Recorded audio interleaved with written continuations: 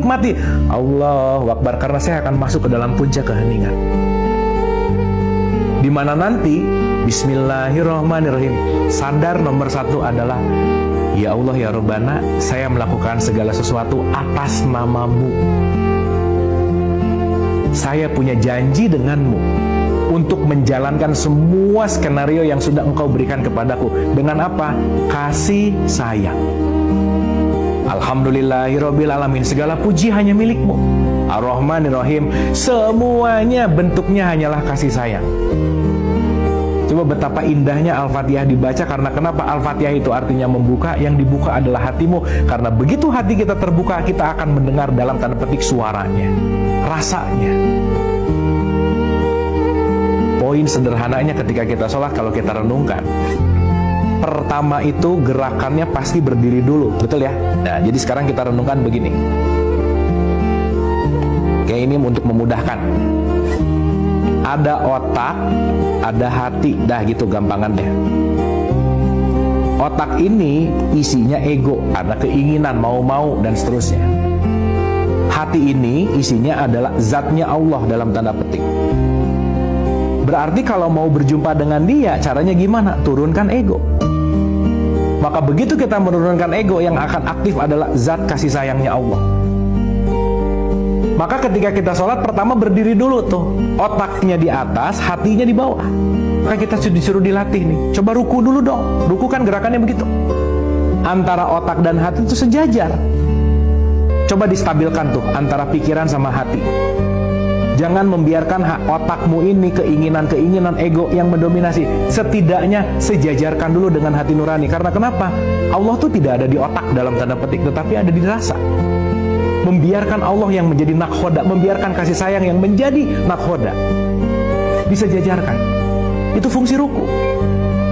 Sehingga fungsi yang tertinggi adalah ketika seseorang sujud, meletakkan semua ego di bawah, meletakkan semua keinginan di bawah, meletakkan semua hawa nafsu di bawah, membiarkan nuraninya, Allahnya, hatinya, kolbunya yang mengontrol kita. Maka sering dikatakan bahwa sujud itu adalah posisi terdekat dengan Tuhan.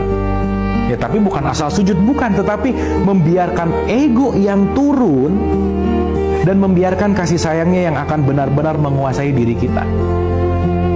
Maka pada akhirnya diakhiri dengan salam kanan dan salam kiri.